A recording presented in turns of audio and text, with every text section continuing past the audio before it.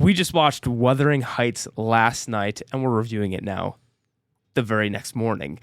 We got lots to say. I got lots to say. This is going to be spoiler-free for the first 10 minutes, so if you haven't watched the movie and you're curious, is it good? Is it a good adaptation? Is it a good movie? All that stuff, and then we'll get into spoilers and give a spoiler warning.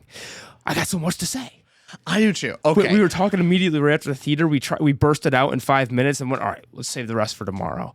Here we are. All right. So right out of the gate, I went kind of down a rabbit hole of after seeing this movie and going, okay, I understand somewhat the reception of it. Is this accurate to the book? No, it's not. No, it is not. I haven't even read the book, and yet there's a few key details I learned of like, that would have made it so much better of a story.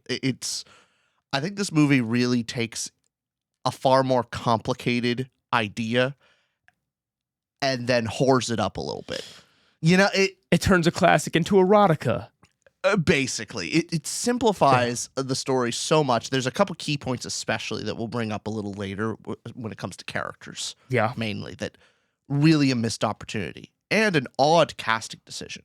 Mm-hmm. But overall, what are your thoughts on this movie? Yeah, well, this one is directed by Emerald Fennell, and she's the same director that did Saltburn. She has this visual style that one thing that could be said about the movie: visually stunning, really good looking. Love the shots. I've heard it described as scrapbook cinema. And even though that's more of a negative connotation, it's a nice scrapbook. It looks really nice. And you have Margot Robbie as Catherine and Jacob Elordi as Heathcliff. If those don't know, this is an adaptation from a novel that came out in the 1840s or 50s, mid-1800s or so. And this is a classic you might have read in school if it was assigned to you. And there's been several adaptations of Wuthering Heights. This most recent one that we see now, you'll be seeing online. It's getting a lot of flack for not being a great adaptation at all. And then the others who are going in for a Valentine's Day weekend and going, hey, I'm ready for a horned up movie, a little bit with Margot Robbie and Jacob, Yeah. And that's what you should expect going in, I guess. But for me, my immediate reaction to leaving the movie was I was liking it for actually 90%. Surprisingly, I was liking the movie, but the core theme and message of the story is the opposite of what it should be. And actually the antithesis of the point of what I've discovered is what the book means. But even watching the movie alone, having not read the book, it is the opposite of what the movie sets up and promises. And there's there's changes that could be made here where even how different it is that I know from the book, how different and how many changes they make, there's a few, if they change the ending fundamentally, could at least align itself in the idea, keep the soul of the books at least. Because in an adaptation, it doesn't need to be one-to-one. Obviously, the closer it is to the adaptation, generally the better it will be. It doesn't need to be a one-to-one, but to change the soul of the story, to just rip out and feel like you are taking this classic and making it into this modern-day interpretation with some hot, steamy sex because you got two really great-looking actresses. That seems to be what it is. Well, it's also the wrong story to do that with. This is not the love story you just like, sexy characters, hot and steamy. Like that's not what you do with this one. It's just, it's a far more complicated story. But yeah, no, I'm kind of with you. We're thinking I knew what the movie was about by the ending, realizing that I was feeling the exact opposite emotions of what the movie is trying to do. Yeah. And so that affects it. That's the issue. The fact that I know I felt the opposite the entire time is not particularly good. So no. Yeah, that is my bigger problem with it. But we can get into it. There's also, of course, the drama around the story of just Margot Robbie and Jacob Elordi. And there, is it a drama? Is it just marketing? Right. You could check out. We talked about them specifically and the things surrounding this movie. Somewhere around, you'll see it right above. There will be a link. Yeah. The movie itself. So if people don't know the book, it's a I mean, romance is a weird way of putting it, but it's a time period erotica. It was what the movie turns into from, I believe it's portrayed as the 1700s or late 1700s, where there's this place called Wuthering Heights where Margot Robbie's character, Catherine, her father owns this place, and they are somewhat, they're not wealthy, like they're the lower class of the wealthy. They are just rich enough to have this place, but her father is a bit of a drunk and doesn't know how to keep his finances going, has these addictions. But early on in her childhood, in Catherine's childhood, her father takes in this servant peasant boy, and that servant peasant boy comes into the Wuthering Heights, and Heathcliff's character, who's actually named by Catherine in this book, she actually, sorry, in this movie, she actually calls him her pet in a way, and they have this childlike love for one another, but also a very possessive, interesting relationship. And then the movie time skips to where they're adults, and you see how that progresses. So it's between these two characters who have this childhood where he is the peasant servant boy, and she is this the daughter of this estate, and again, not the wealthiest estate. So they have that dynamic where he has this unrequited love from Catherine's character. Well, that's the thing. For a bit, at the beginning, it's unrequited love. It turns into more than that. But yeah. Well, even in the beginning, Catherine does care a lot about Heathcliff, or it's shown that like she gets jealous of him. Point is, he thinks it's unrequited love. Sure. Yes. In his head, she does not love him. Yeah. But how else would you pitch this to people? Of what would the interesting bit be? Who should watch it? Should they go out on Valentine's weekend and watch this film? Would you recommend it? I really don't think this is a good Valentine's movie. This is not. I don't talk know. about our theater composition. It was packed. Every seat was filled. It was. We had to get tickets weeks ahead. It was a packed house. I don't know if look, if you're into the romance, you're into the steamy stuff, like fair enough, go see the movie. But specifically Valentine's Day movie, I don't know if this would be my first pick. it would so it's your not, second? Maybe it's a second. I don't know.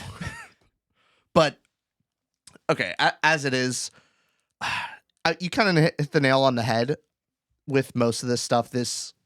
Who should watch this? Honestly, if you're a fan of any of the previous movies, I wouldn't bother. If you just want a steamy good time, sure. I'll say the positives here of Catherine and Heathcliff, or Margot Robbie and Jacob Elordi. You could feel the tension and the chemistry between them. They do have great chemistry. I think they act well in this movie. So if you're just in for that, I think you'll get what you want out of it. If you want to see socially acceptable porn, that's also there. Socially acceptable. I guess you could say softcore, but yeah.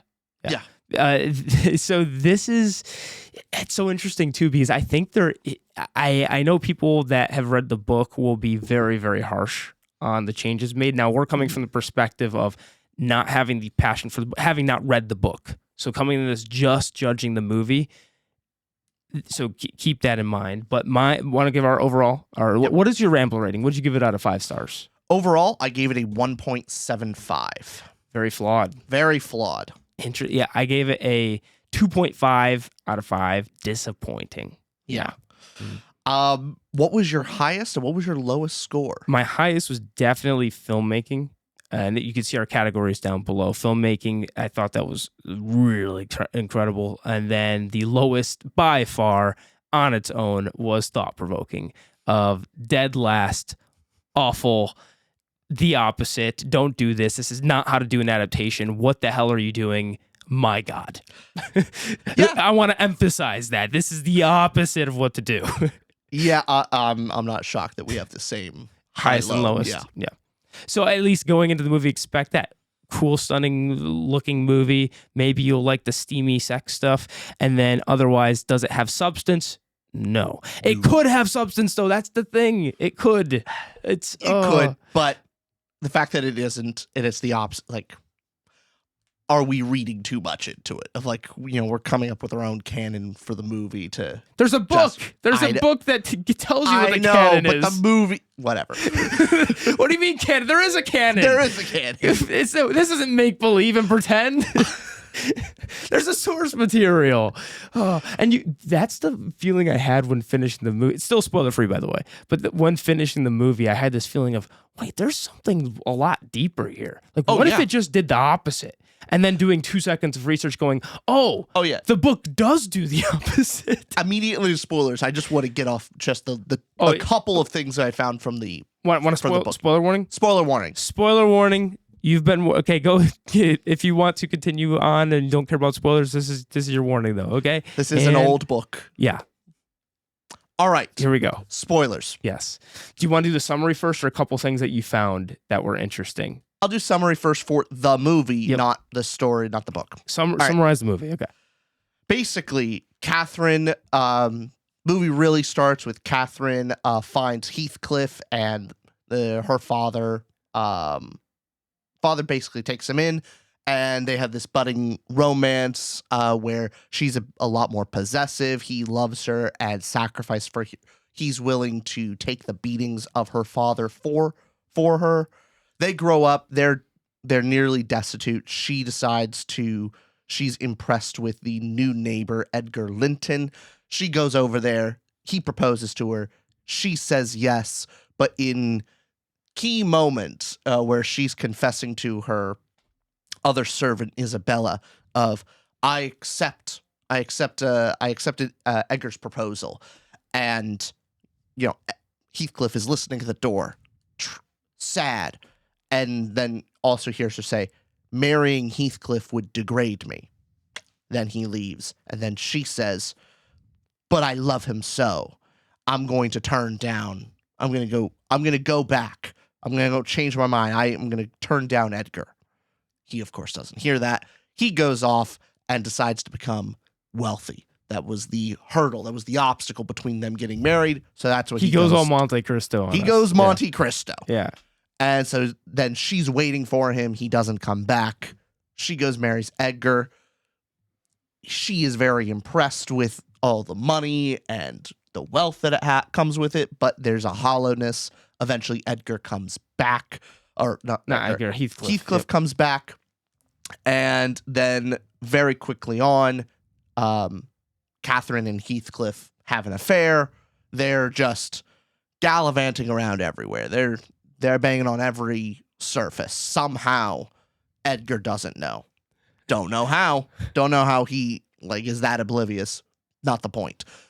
And eventually, they off, on again, and then she separates them, and Heathcliff decides she has her husband's child. Yep. But this is known it's her husband's because she found out she was pregnant before Heathcliff returned. And she did not tell Heathcliff this, and she starts to push back against this budding affair. Yeah, because of that. Because of this. And he goes a little too far. He's going like, hey, I'll kill him. I'll kill him for you. She goes, oh my God, I am degrading myself. And yeah. And Heathcliff decides oh no, I'm going to punish Catherine. I'm going to, exact my revenge upon her. Mm. And then he decides to marry Isabella Linton, the ward of Edgar Linton, to torture Catherine in some way. All these back and forth, but ultimately Catherine becomes ill. Nellie thinks that it's all acting, that she's just acting up, and basically leads to Catherine being ignored and not getting a doctor's in time. She loses the baby, dies in the process. And then Heathcliff comes and cries, and he's a sad boy. That's a bit of the summary. Yeah. Now, did you want to go right into our categories, or talk about a little bit of what you... Few nuggets that I learned from just a few Google searches of what the actual book holds. Okay. So I think one of the most important factors is this story is supposed to take place of when they were a lot younger, which... Mm-hmm. In general, 17, 18, 19 years old, something like that. But really even starting when they're 15, 16 type of deal. So right off the bat, I mean, it's the same thing with Romeo and Juliet. Romeo and Juliet being a love story doesn't work nearly as well. It's not a good love story. It's a good teenage love story. That's the point. When people say like, "Oh, how romantic Romeo and Juliet," maybe it's more about dumb young love, and look at all of the pitfalls and like how extreme it is. Like that is the point of the story. Same thing here. Tragedy can come about with these characters being incredibly young and immature. With them looking like they're, in their 30s. Like they're in 30s and 40s. Like, so like it's doesn't work as well. They're full grown adults. The casting decision, yeah. That's one thing. Second is the choice of Heathcliff as an actor. So a big element of the book is one of the disconnections and separations for Catherine and Heathcliff is Heathcliff is described in the book as, darker complexion. And it adds to the, there's this both class and race separation and why they, it's not just he doesn't have money. It's also his social status. It is also just more depth and actually an interesting narrative, right? The faux pas of it, Yeah. And that's a burden. Like she could be ashamed to be seen in front of her. Like, what is the social shame of that? That's a much deeper reason and a far more harsh critique of the times, especially for this novel. Yeah, in the mid-1800s, pre-Civil War. Yeah, exactly. And so that American works. Civil War, that is. Yeah. That works really well. In this one, it's another white guy that especially when he makes money, he's the most handsome man. I mean, it's like there would be no social stigma at a certain point. Oh, he's new money. I guess that's the social stigma. But you look at Edgar Linton, is a far darker complexion and more racially ambiguous, and that's her husband. That's the new wrong choice. Wrong choice if you're gonna do that. I think it would have been slightly better to switch those roles. Yeah. That takes a lot out for me. You took out some of the interesting depth of why their characters couldn't get together. So definitely, that's some of the nuggets I found from the actual story. What about you? About what I found from the story? Yeah, because you were looking up hey, what? There's something here. What did the movie miss from the books? Oh, I mean, that's going to be all thought-provoking stuff. Did you want to jump right to that? Yeah. Let's go into emotional impact. Yeah. So what did you give that out of 5 stars? I gave it a 1.75. Very flawed for you. Very flawed, mainly because I felt yeah. the opposite, but also when the characters died, or when Catherine died, and when Heathcliff, all the bad stuff happens, I'm kind of going, yeah, they deserve it. They deserve every little bit of it. They made their bed. This is not particularly tragic. Yeah. They made all the wrong decisions. They've got their comeuppance. I know I'm not supposed to feel that way. Yeah, so, that ending emotion is the one that brought it. I give it a 3.5 though. Good. For emotional impact, yeah. Is that just because most of the movie up to that point I was thoroughly not bored, but I was thoroughly I was engaged. There was tension throughout the movie. I think I'm take the adaptation out of this for a second, right? What's the movie presenting? I thought that a lot of these scenes and the tension between them and this lust that was developing, this obsession, was well done. It leaning into that obsession. Obviously, the ending scene where it is this love, and you see this sad scene where you're supposed to feel for these 2 asshole characters, which I'm going the whole time. Look at how much they're destroying everyone around them, cheating on her husband, possessiveness, all the bad things. But what was the great dynamic and tension that at least the movie presented was when Heathcliff comes back, the tension on the dining room table between Kathy's husband and Isabella, and him and her, how he uses Isabella, how you see what happens to her father. Just a lot of that worked for me. I was engaged with the film. I was not bored. At the very least, I was surprised by how much I was enjoying it the entertainment aspect, not the art aspect of this, being very clear. So I was at least not bored, and the thing that does not make it go higher at all is certainly the ending emotion I'm supposed to be left with of feeling for them. I was apathetic, and that's not what the movie was going for. So I certainly agree that that ending emotion I'm left with is, oh, I'm not on the side the movie's trying to put me on. But that affected my themes and thought provoking more than it did emotion for some reason. And I think that's because I hadn't read the book. Because if I'd read the book and then watched this adaptation, I feel like my emotional reaction would be a lot more jarring because I'd see how much they destroyed something that I would otherwise have loved. Like, imagine reading the book and watching this and then seeing all the fundamental changes that just destroys this the idea of the book. I would, so I am coming in from that. Possibly after reading the book, when we do, that'll change some things. But yeah, the reason I have it so low is from our emotional impact score being like the intended emotional reaction versus the actual reaction. The fact that I find out by the end of the movie of like, oh, I've been feeling the wrong things like almost the entire time, other than, you're right, the tension. There's some couple scenes that I think were really worked well. Yeah. Actually, I think the best part of this entire movie was the humorous scenes. Like, They were when the funny, movie is trying to be funny, it is. it's very funny. Especially with Isabella. Everything with Isabella was great. She was The doll. I She felt was so my bad favorite. for her. I know. My heart was out for her. Also, a nugget of like, oh, is she going to turn this around? Yeah. Is like, I thought this was about to be the short story of, the masochist that turns it around on her abuser. Just like, what are you going to do? You can't hurt.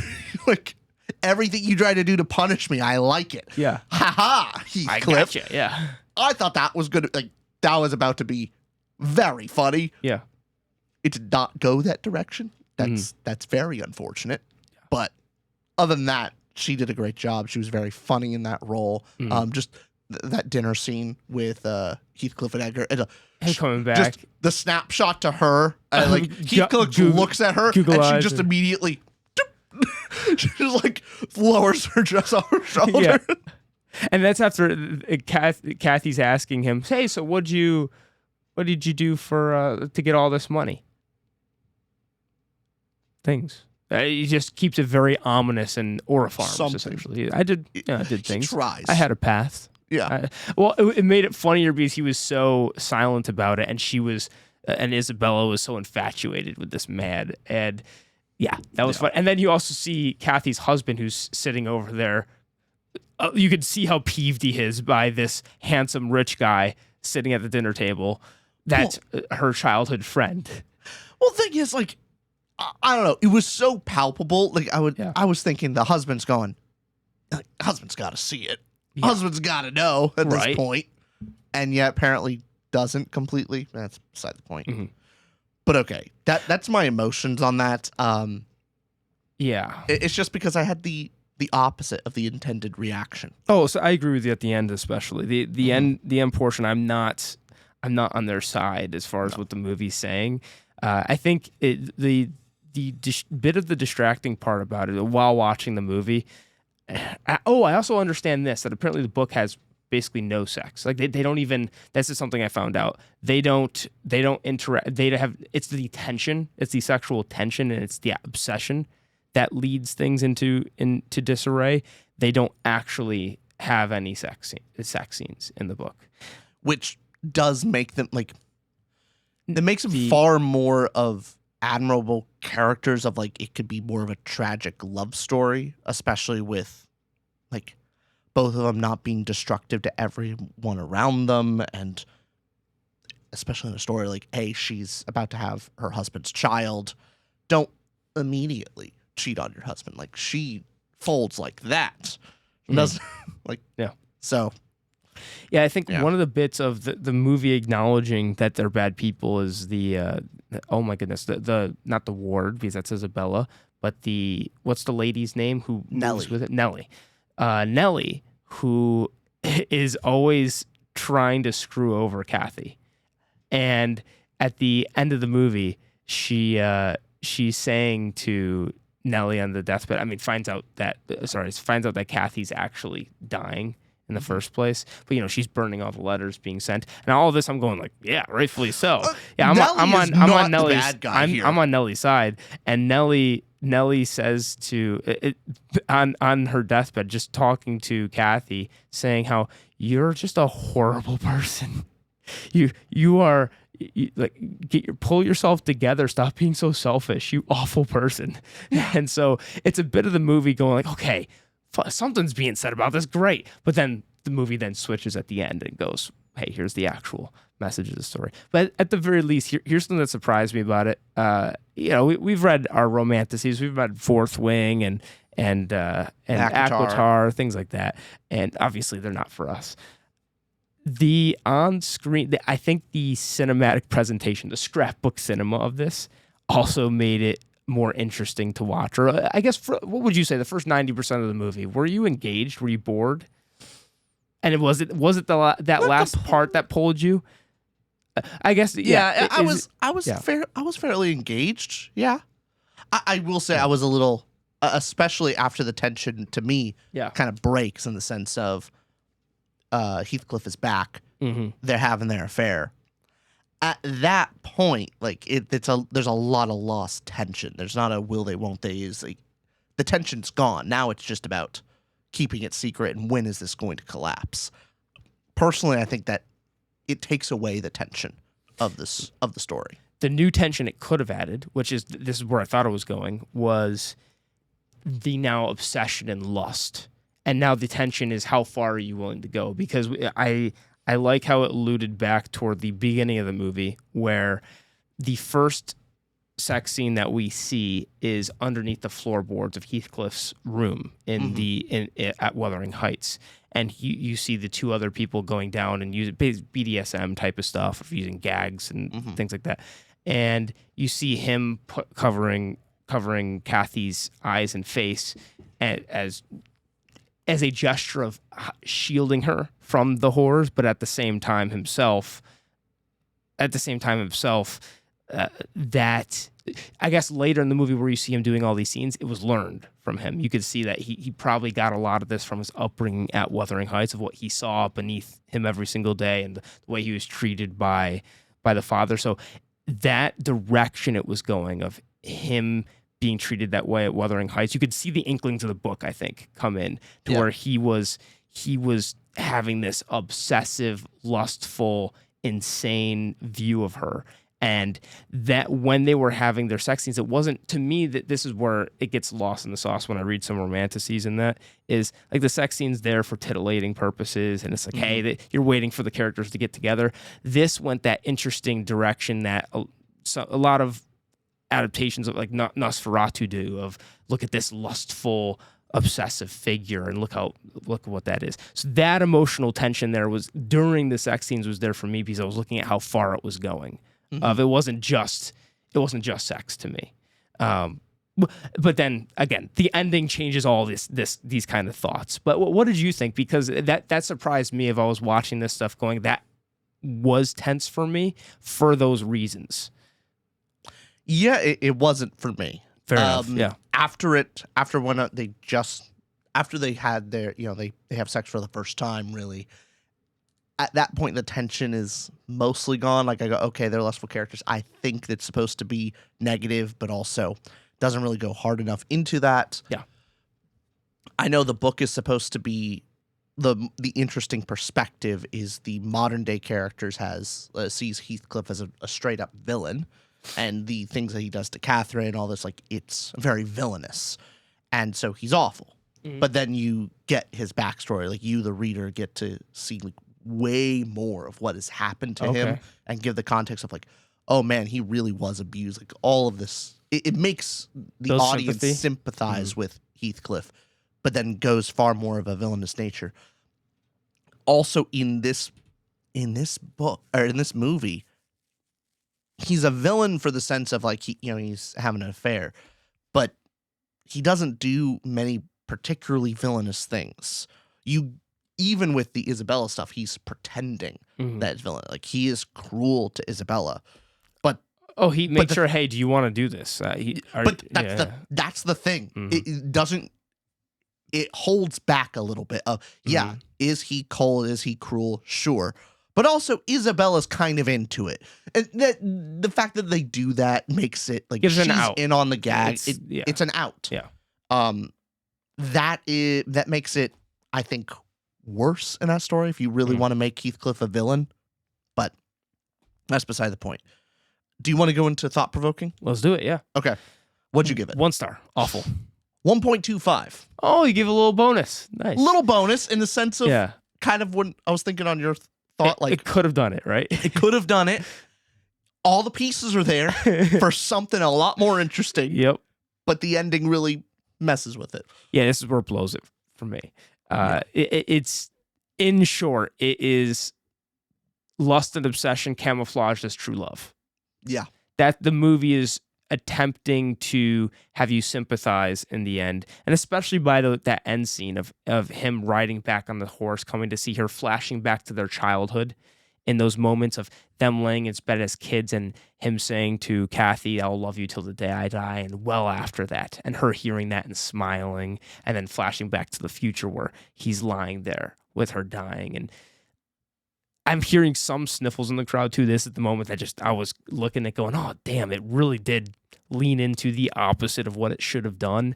And why I say awful of just it does the opposite of the book's meaning. And I again did not even know, having not read the book, it did the opposite of what the movie was presenting and what the characters were presenting as this obsessive, bad.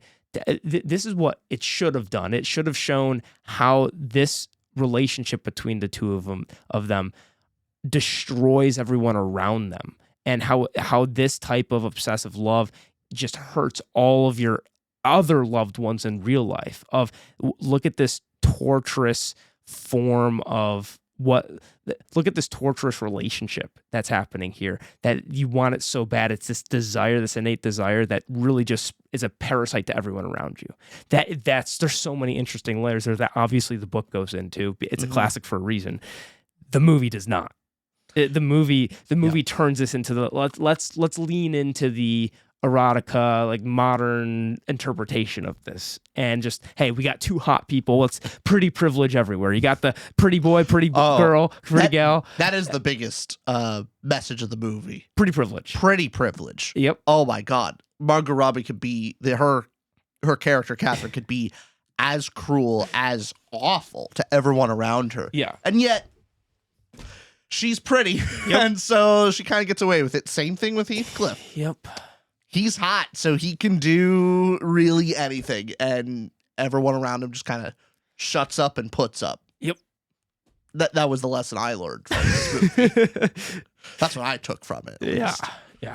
Yeah. No, it's so off the bat, like, you take away a lot of the social commentary on class, race, all that with Heathcliff, like the fact that at the very beginning of the movie, Catherine's only reason to not marry Heathcliff is like basically his wealth. But that even beyond that, beginning of the movie, she's saying like, oh, but I will turn down Edgar. Instead of actually leaving it more of like, it's actually her decision and not just a, confusion. It's not just a missed, it's the miscommunication trope. So take that away, where it could have been like, let her have the decision. Let her just regret the decision she makes. But you take away the racial aspect of it that could have been, more deep, more interesting, and something that even in the modern day, Heathcliff could, he attains all this money, but ultimately, even once he has all the money, he still can be looked down upon of like, no matter what you do, no matter how much money you make, you're still of darker complexion. You're still of the lower class. Like, that could be a layer in why he is so cruel in the modern day. They don't do any of that. He's hot. Isabella's just hot for him. Like, that's it. It doesn't matter. So those aspects really kind of ruin it. But then, everything else with, it's not really love, it's obsession. Maybe you could call it like some type of love, especially when they were younger, of looking out for each other, I guess. This is the other thing about it too, at least for what the movie shows. Heathcliff throughout their childhood and adult life is always doing something to help her out.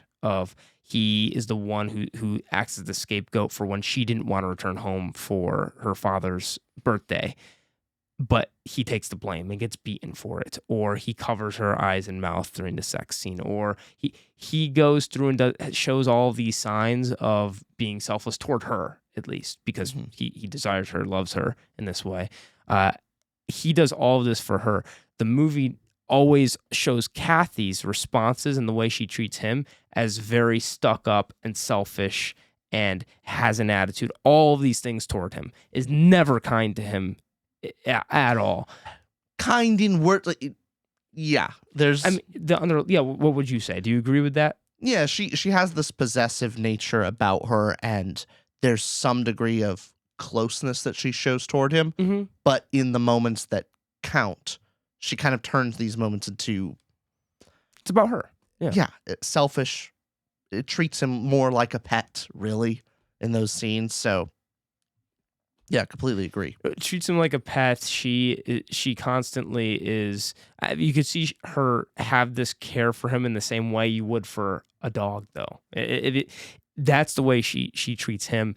And as far as the thought-provoking nature goes, it doesn't really explore the fact that why does Heathcliff love her? Like love, not the lust part. That's again why this is lust and obsession and not love. Yeah. Of what other than a pretty face. And this is the girl you grew up with in childhood and now adulthood. And it's Margot Robbie. Of course you're going to be infatuated with this character. If Margot Robbie wasn't as gorgeous as she is, why do you love this character? The audience would ask themselves, like, what is Heathcliff, why do you love her? Like, yeah, what is here? Like, what'd she do? Imagine the Wicked Witch of the West looking character with make the makeup and make the person look, conventionally unattractive. What is that? Mm-hmm. She rooted for him, just like, I don't know, she was the big reason why he had a childhood, I guess, at all. Like, he was adopted and taken in. That's about it. By the abusive father? Yeah, I guess so. By the abusive father? Yeah. At least he's not starving. But it really is that why the end of the movie fell so hard is because of that as well. There was never any sort of representation of love there. Mm-hmm. That was never existent. So when the end of the movie tells the audience this was actually love, I'm not believing it for a second. So that's the that is why it's so awful. That's the frustrating part. And I sort of expected it in a way. I was not surprised because in a lot of these types of stories that we see, the romanticides, that type of stuff, the themes are often disguising love as lust. Yeah. Disguising love as lust is often what they are. This one's especially bad because it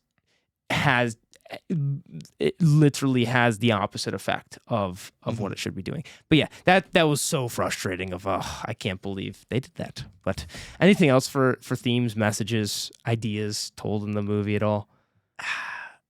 I mean, I think that's about it. It's the disguising love as lust. Yep. The other characters around them. I don't know if there's really anything else. Is the movie trying to say of like, is it trying to justify the relationship of like,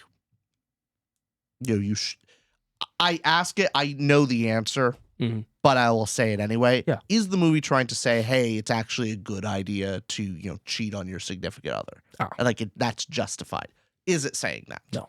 Okay.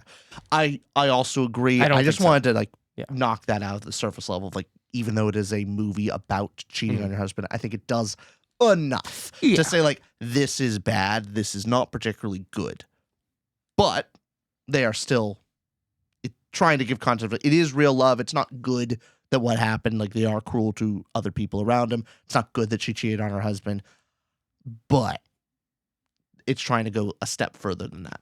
Yeah, I think with the Isabella and the husband Edgar, I feel the worst for them. The poor characters. My goodness.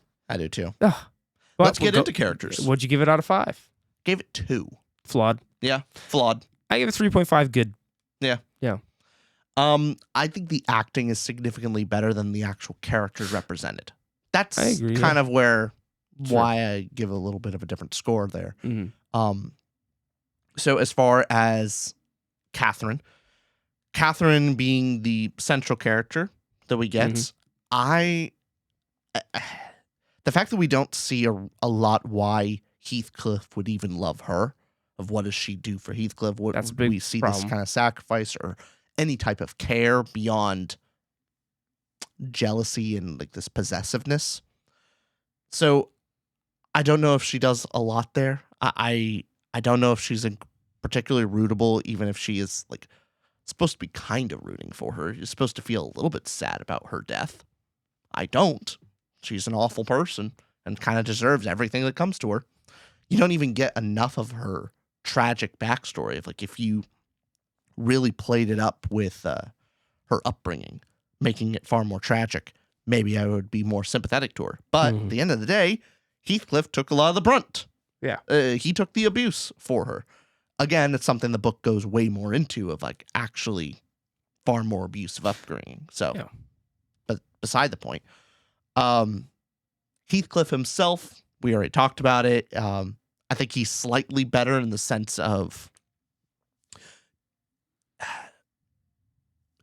you see more of the obsession and the, spiraling downward, especially by the end of who he is as a character, like how this pining and this lust for her has really twisted him into be a pretty pathetic person at the end of the day of what he's willing to do to just get a reaction out of Catherine. Not even to win her affection, just to, look at me and emotionally manipulate her. Make her jealous, yeah. Yeah, and so I think he's a little better. Edgar, you feel bad for him. I don't know if there's much there as a character. The strange out of character moment for him is being so off-putting toward Heathcliff, especially when he finds out from Nellie that he's being cheated on. Yeah. And when Heathcliff comes up to the house at the end, Edgar touches on the sword like, you don't want to see her, man. It's not a good. You're not gonna want to see this. If I was the husband there, I'm going, get the fuck out of here. Yeah, that's my wife in there. Get the fuck out. It was a weird change at the end, I guess, because he's emotional and distraught from the death. That could explain the character reaction, but also, what did Nellie tell Edgar? Like, I can see potentially Nellie didn't tell Edgar that she was cheating on him, but that she had an unrequited love. Missed him and all that. And missed him and like, oh, she's always had a crush on him and she's in love with him. So that's why he's upset, but not overtly. So maybe that's part of it. And also acknowledges like the brother-sisterly relationship of it. Maybe he's more ignorant than we think. I believe there was the cheating thing just because when we see Kathy speak to her husband, when he says, hey, you're not allowed to talk to him anymore, she goes, oh, I'm so sorry. He ignores her and walks away. That scene where he's talking to her and just walks out, and for the first time we see in the movie ever, doesn't listen to her because he's always like, yes, honey, yeah, whatever you want. Yeah. That's the moment where he goes, no, gone. So what deserved that kind of reaction? If she did something actually wrong, That's what Nellie, we get a little bit that Nellie was coaching him of like telling, hey, you have to keep your distance. You can't stand up for this. And it justifies her reaction. So maybe Nellie was coaching him of like, hey, look, she's obsessed with this Heathcliff. She's her childhood crush. Yep. Don't justify it. Maybe that's why he's doing all having that. To act all cold shoulder. Yeah, maybe, definitely. And trying to play the hard to get, really. But beside the point. Yeah. So it seems as though the core tension here of, I guess, what the movie in the subtext background could be saying is her and Heathcliff being separated after she pushes him away, after all the sex scenes. And they're at each estate. And in that moment, during those scenes, it's them falling more and more into despair, her getting more sick, him going more crazy and having Isabella as a dog by his side. You see them devolve in that kind of way. And in a way, I guess that shows the inklings of what there is, of how this obsessiveness can be handled, or how it's torturous, but to them, not to the others around them. That's another key. But with the characters, so Kathy and him both being selfish, awful people, but the point you're making is right about Heathcliff having those outs of him with Isabella and asking her if this is what she wanted and acting very dominant and alluring to her. That kind of scene, he could have been a much worse person there if it was against Isabella's wishes, obviously, or if this was or more manipulative, rather than hiding things. Is it manipulative? Yes, but also less. Like, he could be manipulating her, of like pretending he loves her to get all these things out of her and try to manipulate that way. He is very honest with her and waits for her consent, but is he being manipulative in the sense of, oh, he knows that she's attracted to him and he can get away with it? Yeah. Pretty boy privilege, yeah. That's the way he manipulates her. But I think a lot of it happens with when Isabella is like, chained up and acting like a dog. And Nellie's like, do you want to get out of here? Like, do you want to go home? And Isabella's like acting all crazy and like, oh my God, oh my God, it's disturbing. And then Isabella just looks at Nellie and winks. Yeah. And you go, oh, okay, she's just a little freak. She's just like, all right. I mean, the movie is presenting to me, like, I don't know if this probably not the case in the book. Yeah. The movie's presenting it as Isabella's having a fine enough time. Not healthy, but she seems to be somewhat happy. There was even that scene of like, oh, I liked it so much. There was a great moment of Isabella saying like, oh, well, Heathcliff, why don't you write a letter to Catherine? Like, oh, that's right. You can't read. And just look like the power that she kind of has over him. And then she's like, I'll write the letter. And then you're going to be real nice to me. And he's like, damn, I will. Yes, I will be nice to you. Yeah.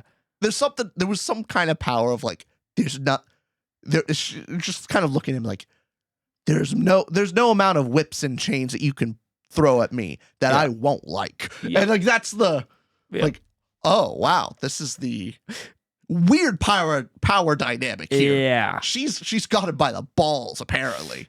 They both have power over each other. It's weird. It was weird, right? Yeah. Yeah. It's the thing of like trying to torture a masochist. And you're like, this is not working. Everything I do just kind of you like, so this is not working. I don't know how to Isabella, I don't know what to do. Isabella might have been my favorite character, how we're introduced to her earlier on, where she gives the doll to Kathy, and it's using the hair that was left over around the house, that is Kathy's real hair, onto the doll, and has this relationship with her that doesn't have a fork in it until Heathcliff shows up, and then she stabs the doll.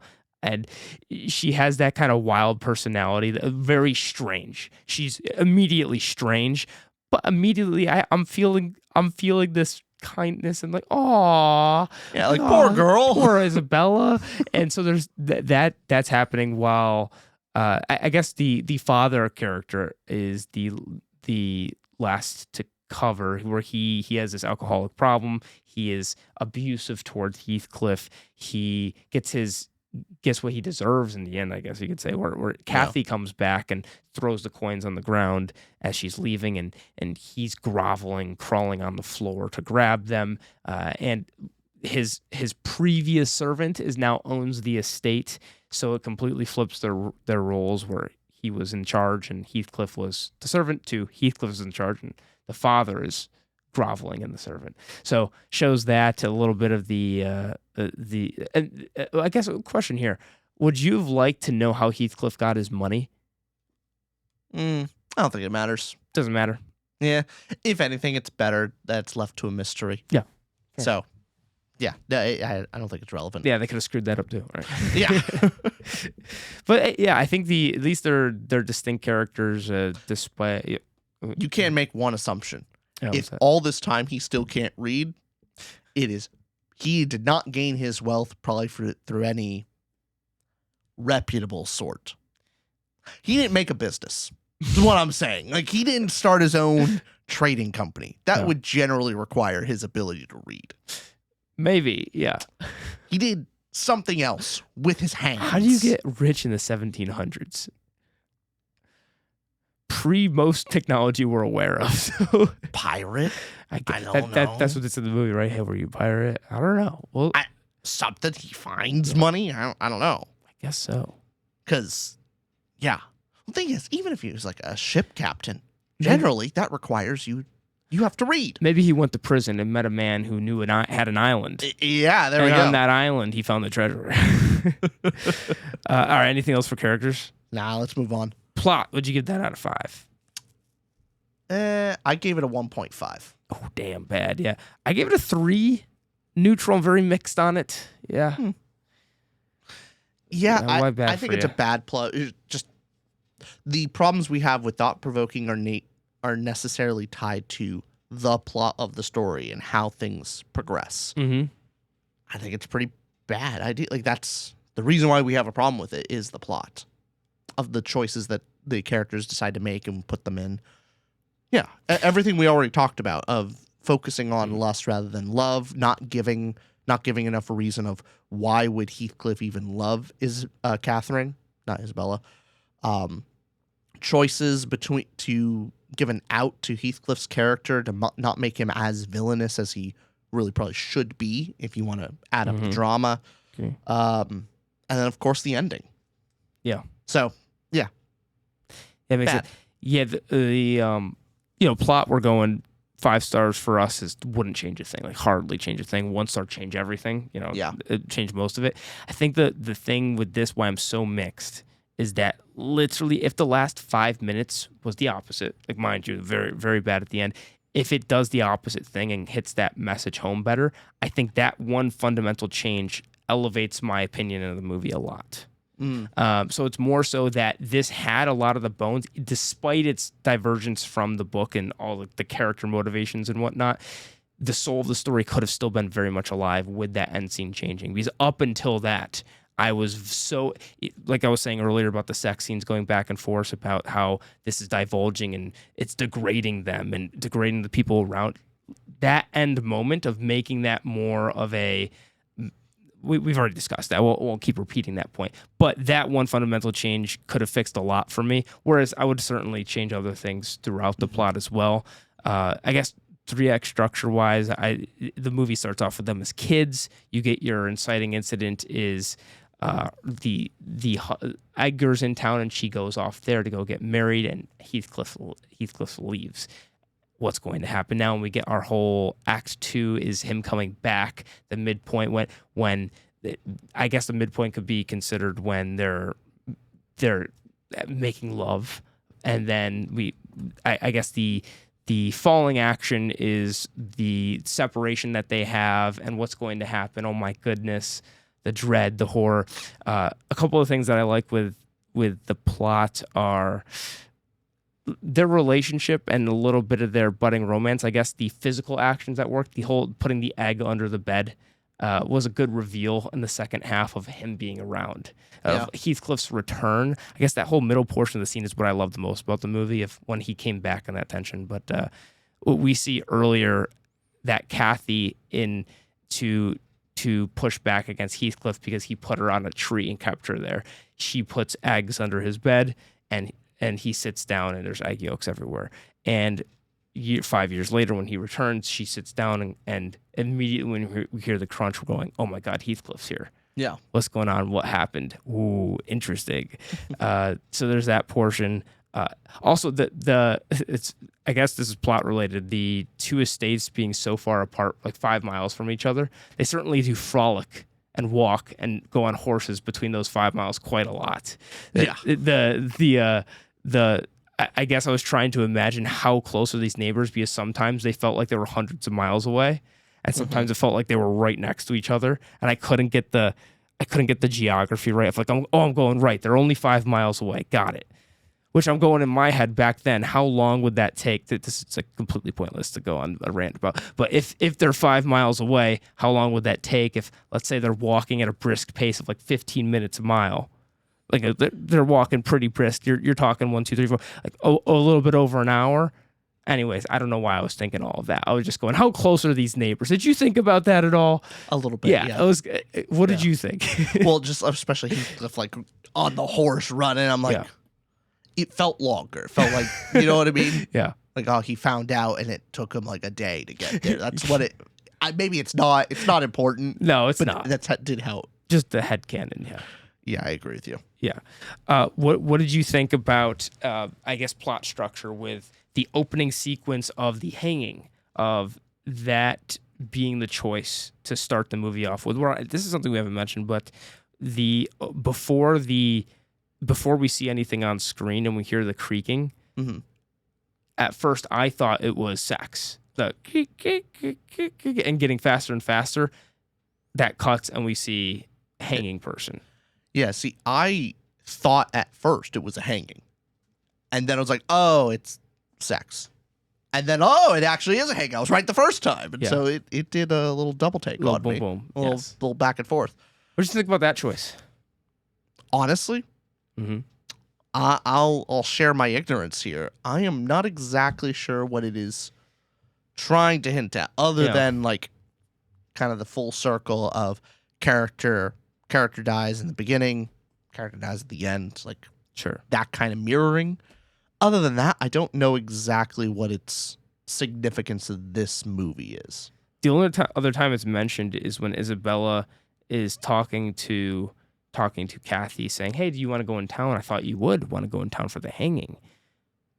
It's a woman who's getting hanged. Where you think for a second she's going to say Hinchcliffe, and that would have been an interesting direction if he was going to get hanged and she goes back and saves him again. I don't know how that kind of would have worked. But yeah, it's not really brought back to. Again, I guess there's some motif there that I'm also not very clear about. I think that we were talking about that a little bit after watching the movie, of going, hey, the hanging scene. What's going on there? Was that just a way to introduce us to see his character walking around and seeing Hinchcliffe, seeing the what the peasantry is like, and seeing the town and how these estates escape you from this mob of wretchedry. I guess it was just showing you what normal life is like, and like look at the estates versus that. That's probably the biggest thing it does for setting purposes, I guess. But yeah, I feel like there's supposed to be more significance there that I'm clearly missing. Yeah, maybe let us know if there's more significance there at all. Hey, Editing Austin here real quick. Now that I've had time to stew on this scene for a minute and I'm currently editing the video, I think the opening hanging scene is also representing the theme it's going for, by the viewer at first thinking, oh, is this a sex scene? Why do you hear the creaking like that? Oh, this is sex. And then suddenly, bang, it's a hanging. And sort of symbolically comparing the two of, oh, look, this sex, arousal, desire is representative of death and vice versa, or at least something that's dangerous, something that is grotesque and, oh my goodness, so look, be warned, that kind of feeling, and also gothic vibe it gives. Just quick 2 cents thought now that I'm editing in post, but if anybody in the comments also has an interpretation there, let us know. What else for the plot? I guess, what do you think the story was promising early on? Well, I mean, the story is promising more of a tragic love story, and it's ultimately everything it sets up is not a tragic love story. It's a completely expectable, like, oh, these are awful people getting the just desserts. Fair enough. Right. So it doesn't do enough to justify its ending. It does enough. If it had a completely different ending, maybe it would be better. Like, it definitely would be better. So I will say I do think how quickly they start their affair does take a lot of attention out for me. I was the most engaged when Heathcliff came back, and it was the push and pull. I agree between them. And then once they had their affair, like, I'm a lot less disengaged. I'm a lot more disengaged, really. Just because, like, okay, The deed is done. Now, I guess the later tension is like, who's gonna find out? Like, when is Edgar gonna find out? How is this gonna end? But How yeah. far are they going to go with this? The couple of the tropes here to mention. You mentioned earlier the miscommunication trope of that scene of him walking away before hearing the full context. That's always a little bit of a frustrating trope sometimes. And the other one is just in general, though, the romance trope of the bad boy. And again, having that representative figure here of, hey, what about a bad boy, but instead of 50 Shades of Grey, instead of a vampire, instead of a werewolf, how about 1700s Victorian era guy? It's just one of those things where you have this husband who that's also one of the tropes here of the husband who's wealthy, but from everything we've seen from the husband presented, nothing wrong with him. Yeah, seems like a good dude. Kind listens to her, respects her, doesn't do anything bad at all, and that's not enough for her. It's because fundamentally all these romance stories come down to he's boring. Yep. And man, I went for the safety and security, but I didn't go for the passion, the desire. Yes. I didn't go for that, which again gets into the message. That's why that should have been harped on. But these the romance plots where, hey, the safety, security, the one that could even be kind to you, the nice guy, all that. No, you need the bad guy. You need the bad boy. You need the one that where all your animalistic desires are, the one that you can be free with. It's so predictable. It's every romance targeted for the demographic that is generally women is like that. Every single one. And why I love some of the offshoot stories, like one of my favorite books ever, Sword of Kaigen, is because it does something so fundamentally different and important to that structure. So at least with those plots, but with that, I expected that. That was not anything that it's for the audience that it serves, but otherwise, how many times have we seen that? It's just, it's every time. It's everywhere. At the end of the day, it's 1800s, or I guess 1700s 50 Shades of Grey. Yeah, exactly. Again. Yeah. Like, all right, you took maybe you took an interesting novel and just made it 50 Shades of Grey again. Pretty much. Yeah. Yay. Yeah. Isn't that great? Don't we need another? Yeah. Oh, well. All right. Filmmaking. What'd you give Filmmaking out of 5? I gave it 3.75. Really good. I have 4.5. Spectacular. Yeah. I wasn't. This looked damn good. The best part about it is the set design. All that stuff was great. Mm-hmm. I think the shots really good, but I wasn't as impressed with the direction of it. But I think the sets, costumes, all that stuff was far better. I thought that was really great. Yeah, I thought it was really pretty. You get a lot of the smoke scenes and the Hinchcliffe or her behind the mists being revealed, the sunlight coming in through the estates, a lot of very pretty, I guess scrapbook was what I was saying earlier, that saying, but also could be your laptop screensaver. It's very good looking. Also the costume design. I've heard this online already from a couple of reviews I was seeing that people described it as Gone with the Wind-esque, having a new dress. Yeah. For each type of occasion. If one thing the director does, and sorry, this is my first film I've seen of Emerald Fennell, but I've heard with Saltburn and her other films, I think she has one other feature-length film, she has this kind of visual aspect to her films that are very alluring, but a lot of the complaints are it doesn't have the substance that the emotional depth the movie needs. But yeah, this one, as far as look goes, awesome. How did you like some of the music being played in some of those scenes? Because I believe some of them were like, was it Charlie XCX were playing in the background? Like one of them was, do you remember one of the more modern songs being played there? I don't know these modern songs, but I know a lot of the modern songs being played. It just kind of seems par for the course at this point. A lot of the modern movies use modern music in contemporary pieces, and so like Marty Supreme did it intentionally. So yeah. To me, Well, sorry, used 80s in a 50s setting, not modern music Yeah. in that. Just few not anthro. Oh my goodness, anachronistic. yeah.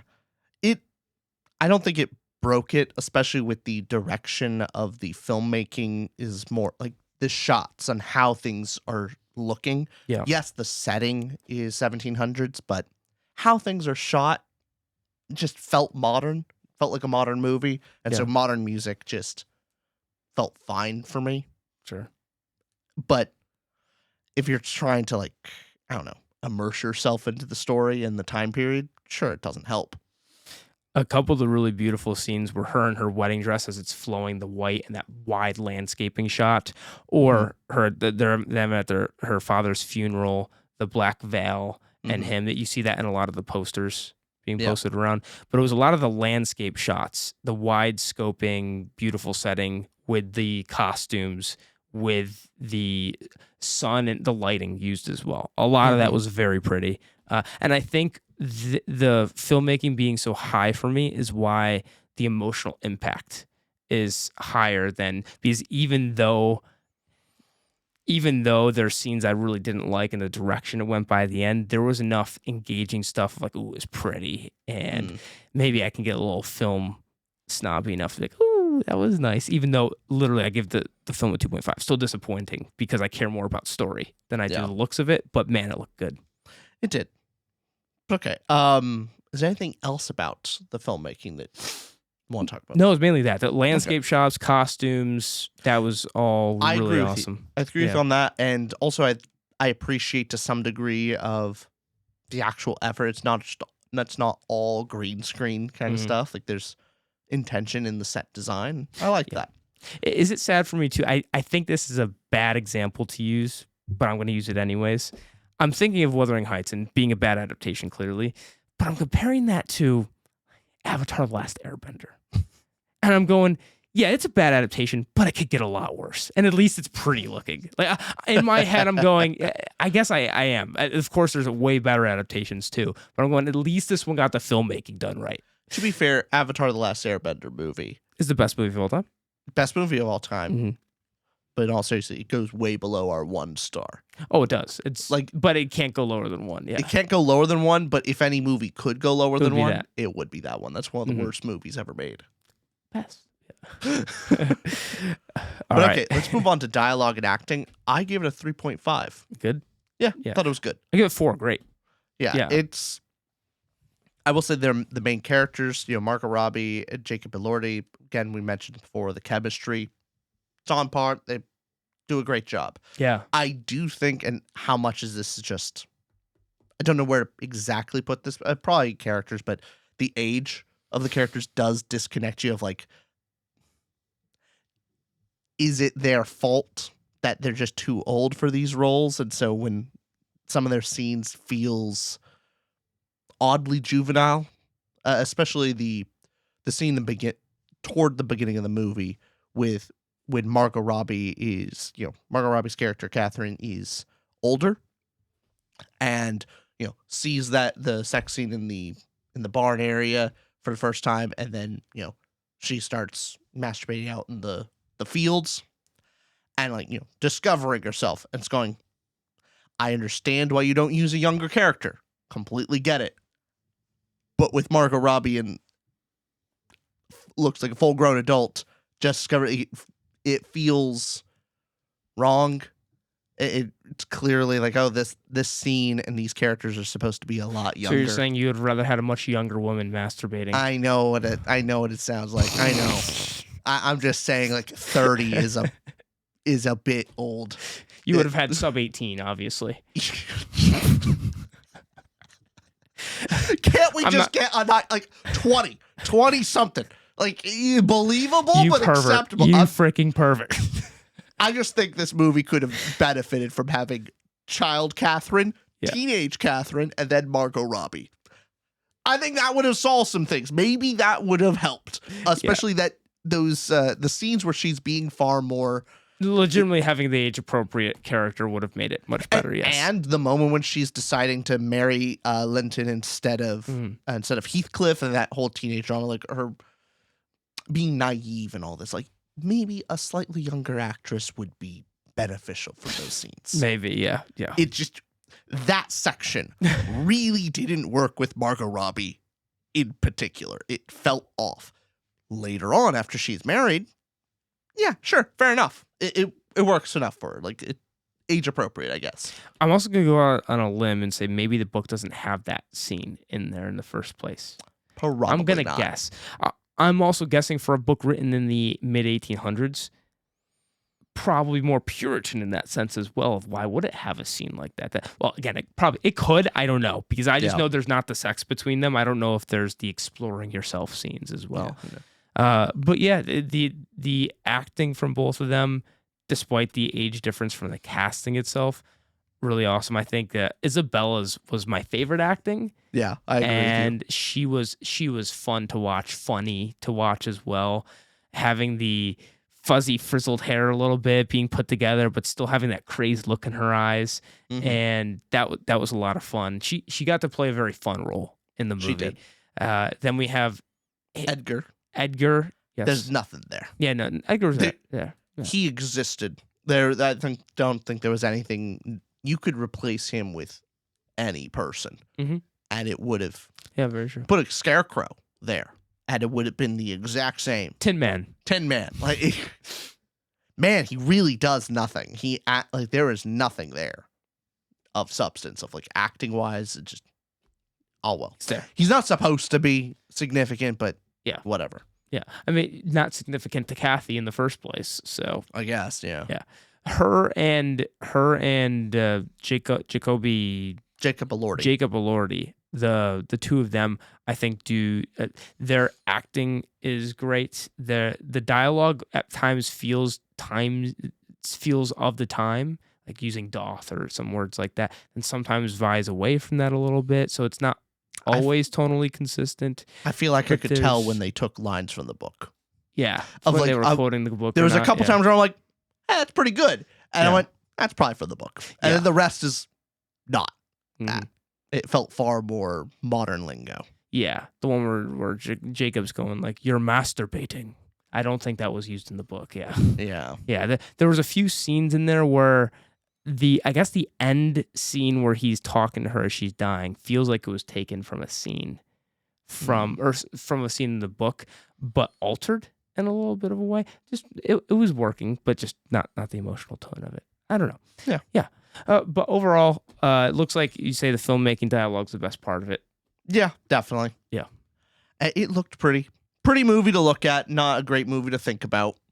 Yeah, definitely not for anyone to think about. I think I know you've already watched this entire review if you're watching this, but that's kind of where in the spoiler-free section we were talking about how, not the thinky, not the art movie, but I still, there's going to be a lot of people that like this movie still. I didn't mention, but it has like a 65-ish% on Rotten Tomatoes from the critics. The audience is still yet to come in because it's too early for the movie. But I imagine this is one of those that will hit that people have not read the book. Again, we haven't either. Not having read the book and wanting another 50 Shades of Grey type of thing. And it delivers that. It delivers the same thing other stories like that do about the bad boy being there, the lustful thing, making it seem like love, and it'll be the thing that a lot of guys make fun of and go, oh, I have to watch this at Valentine's Day, and the girls be like, oh, I don't like it, it's a plot. I like watching plots, It'll be one of those, and that's the movie Wuthering Heights. So. All right. Bye. I don't know. I'm just going to end it.